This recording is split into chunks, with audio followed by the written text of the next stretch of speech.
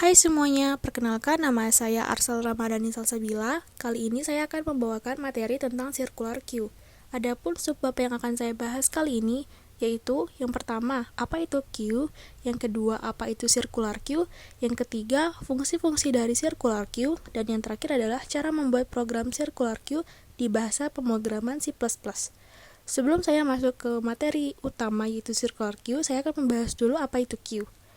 Queue atau antrian adalah sekumpulan data yang mana penambahan elemen hanya bisa dilakukan pada suatu ujung yang disebut dengan sisi belakang atau rear, dan penghapusan data atau pengambilan elemen dilakukan lewat ujung lain atau disebut dengan sisi depan atau front. Prinsip yang digunakan queue adalah masuk pertama, keluar pertama, atau FIFO, first in, first out. Ini adalah contoh dari queue. Ini adalah queue linear, di mana di dalam queue linear ini terdapat 4 elemen di dalamnya. Ada elemen A, B, C, dan D. Di kasus ini, elemen A adalah elemen yang pertama kali masuk. Jadi, elemen A disebut dengan front.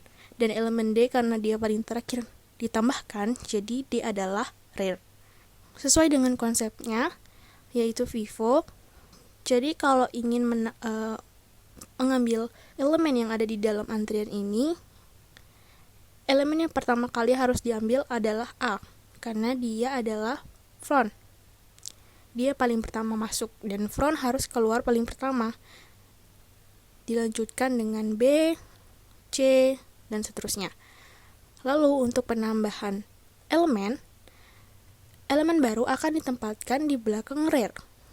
Jadi karena rear-nya D, berarti elemen baru harus ditambahkan di belakang D.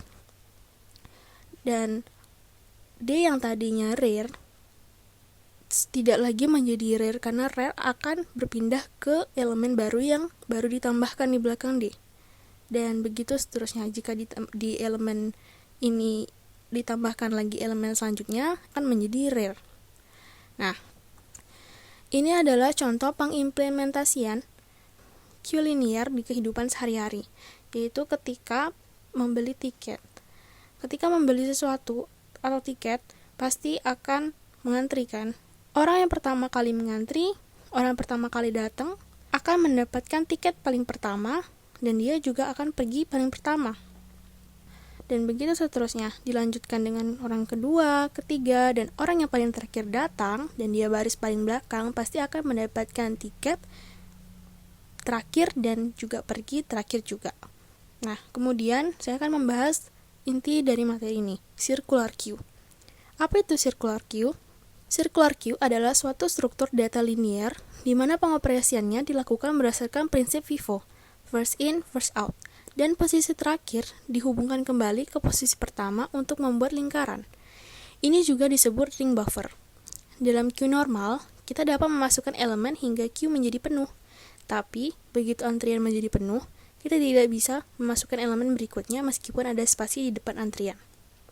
Nah, ini adalah contoh dari circular queue.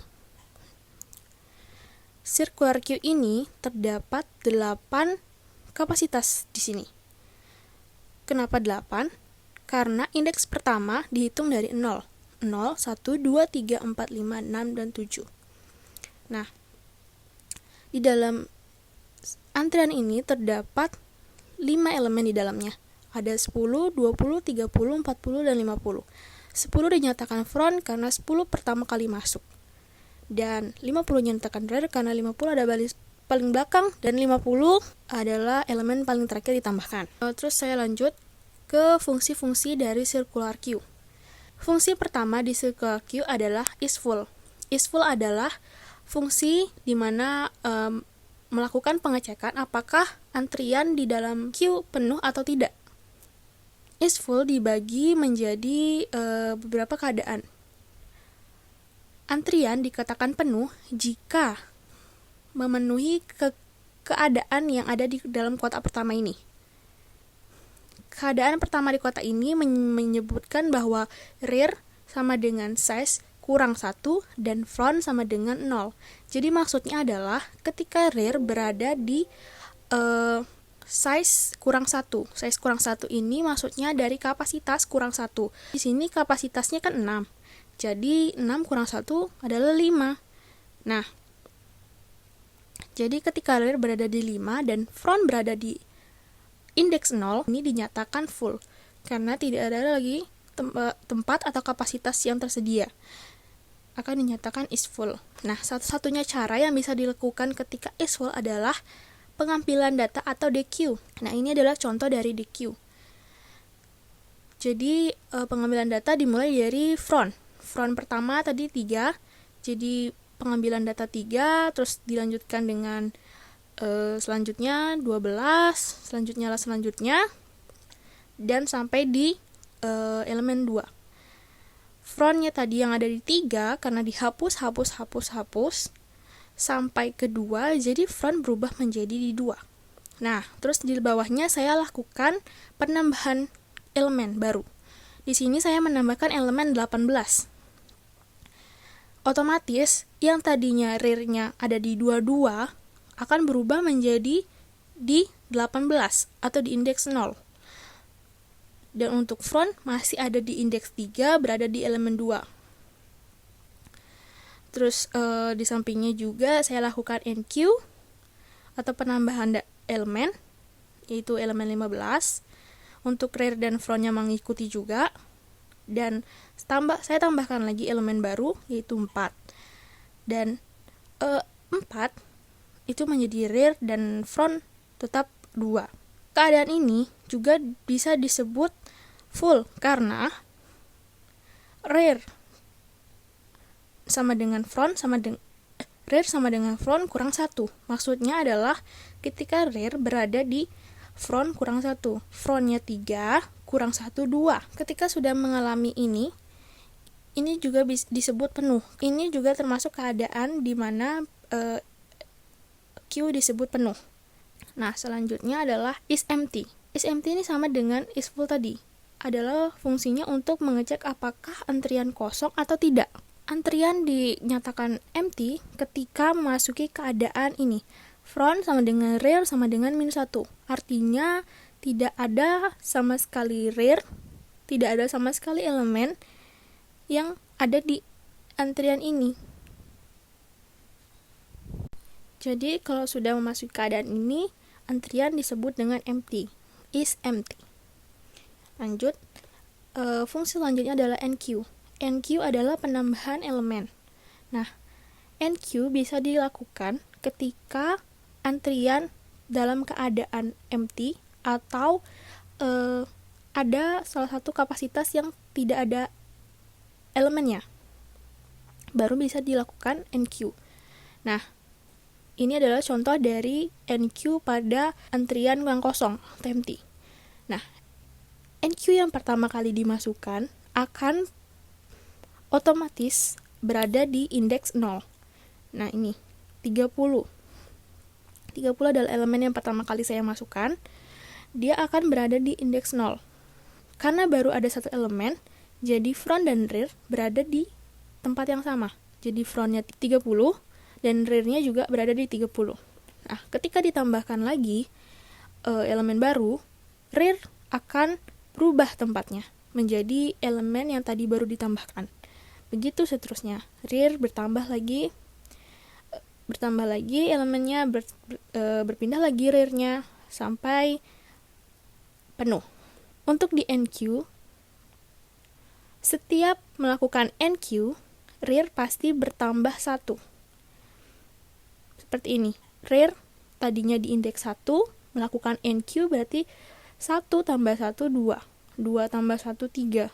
Begitu terusnya. Kalau sudah seperti ini, full kan? Dan kita tidak bisa lagi melakukan NQ. Yang bisa kita lakukan adalah DQ. Ini adalah fungsi selanjutnya. DQ adalah pengeluaran elemen atau penghapusan elemen. DQ hanya bisa dilakukan ketika penuh atau ingin menghapus saja. Nah, di sini ada contoh dari elemen yang full. Frontnya di indeks 0, rear-nya juga di indeks 5. Nah, DQ, saya melakukan DQ pada elemen 30. Hilang. Frontnya mengikuti menjadi di elemen 20 di indeks 1. Dan begitu di sebelahnya juga saya melakukan DQ di elemen 20, berarti frontnya pindah ke 21. Begitu seterusnya sampai di elemen 27. Saya lakukan DQ. Nah, ini. Di sini frontnya berpindah menjadi 17 karena yang tadinya sudah saya hapus sebelum 17. Jadi front ada di 17 dan rear berada di 26. Dan di sini saya kombinasikan lagi dengan NQ, penambahan elemen. Saya tambahkan elemen baru 18. 18 menjadi rear menggantikan elemen 26 tadi, dan front masih tetap di 17. Dan saya lakukan DQ lagi pada elemen 17, sehingga frontnya berpindah lagi menjadi di 26. Selanjutnya saya akan membahas cara membuat program circular queue menggunakan C++. Sebenarnya di sini saya tidak membahas untuk keseluruhan coding membuat programnya, tapi hanya membahas coding untuk menjalankan fungsi-fungsinya saja. Di sini ada coding untuk fungsi NQ. Di coding pertama itu dituliskan if front sama dengan 0 dan rear sama dengan size kurang 1 atau rear sama dengan front kurang 1. Printf queue is full. Jadi maksudnya ketika baru mulai, program akan mengecek apakah antrian penuh atau tidak. Antrian dikatakan penuh ketika memasuki kondisi ini. Seperti yang tadi saya bahas di is full. Ini contoh kondisi penuh untuk rear sama dengan size 1 dan front sama dengan 0, dan ini untuk kondisi rear sama dengan front kurang 1. Ketika memasuki kondisi ini akan di print kalimat queue is full. Lalu return. Nah, di codingan kedua ada else if front sama dengan min 1. Front sama dengan rear sama dengan 0. Jadi maksudnya dia juga akan mengecek apakah antrian ini empty atau tidak. Jika antrian ini empty, maka saat melakukan NQ atau penambahan elemen, yaitu elemen pertama akan berada di indeks 0 atau front dan rear-nya berada di indeks 0, begitu maksudnya. Seperti yang ada di gambar ini, dari empty ditambah lagi ada front dan rear-nya ada di indeks 0. Dan coding selanjutnya adalah else if rear sama dengan size kurang 1 dan front tidak sama dengan 0. Maksudnya adalah ketika rear berada di 5 atau size min 1 itu 5 dan front tidak ada di indeks 0. Nih, di sini contohnya indeksnya berada di 4 kan. Nah, ini bisa dilakukan NQ. Nah, ketika melakukan NQ akan berada di indeks 0 karena di sini tertulis rear sama dengan 0. Karena juga secara otomatis dari indeks 5 kalau ditambahkan elemen pasti akan berada di indeks 0. Selanjutnya adalah else rear plus plus. Ini maksudnya seperti yang tadi saya bilang waktu NQ, ketika setiap kita melakukan NQ, rear akan bertambah 1 di indeksnya. Jadi kalau rear berada di indeks 2 akan ditambahkan 1. Nih, jadi rear berada di indeks 3. Selanjutnya adalah codingan untuk DQ, fungsi DQ, yaitu penghapusan elemen. Di codingan pertama ada if front sama dengan min 1, code antrian kosong. Ini maksudnya sama dengan yang tadi NQ. Ketika akan memulai, program akan mengecek apakah antrian ini kosong atau full atau isi dengan elemen. Jika antrian memasuki kondisi min 1 atau tidak ada sama sekali elemen di dalamnya, program akan mengeluarkan kalimat antrian kosong begitu. Jadi tidak bisa melakukan proses DQ karena tidak ada elemen yang bisa dihapus. Selanjutnya adalah codingan if front sama dengan rear. Front sama dengan min 1, rear sama dengan min 1. Nah, tadi waktu kosong berarti kita harus menambahkan elemen baru kan. Nah, elemen baru pasti berada di 0. di indeks 0. 30 ini adalah elemen baru yang baru ditambahkan. Terus frontnya juga berada di rear karena baru satu elemen, jadi rear-nya juga berada di 30. Ketika melakukan DQ, otomatis satu-satunya elemen yang ada akan hilang. Jadi antrian akan kembali menjadi front sama dengan rear sama dengan min 1. Gitu. Terus selanjutnya adalah codingan else if front sama dengan size min 1. Front sama dengan 0. Nah, jika front berada di size min 1, size min 1 6, kurang 1 adalah 5. Jika melakukan proses DQ, front akan berubah ke indeks 0. Seperti contoh, nih, tadinya front ada di indeks 5, lalu dihapus melakukan proses DQ, front akan berubah menjadi ke indeks 0.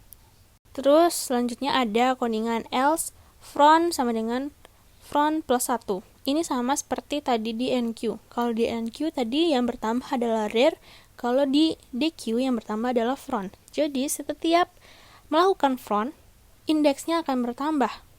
Tadinya frontnya berada di indeks 3, melakukan proses DQ, indeks tambah 1. 3 tambah 1, 4. Jadi front yang tadinya berada di indeks 3 berubah menjadi di indeks 4. Gitu. Begitu seterusnya, 4 nanti berubah lagi ke 5. Sekian presentasi dari saya tentang materi kali ini. Saya minta maaf jika banyak kesalahan kata dan terima kasih.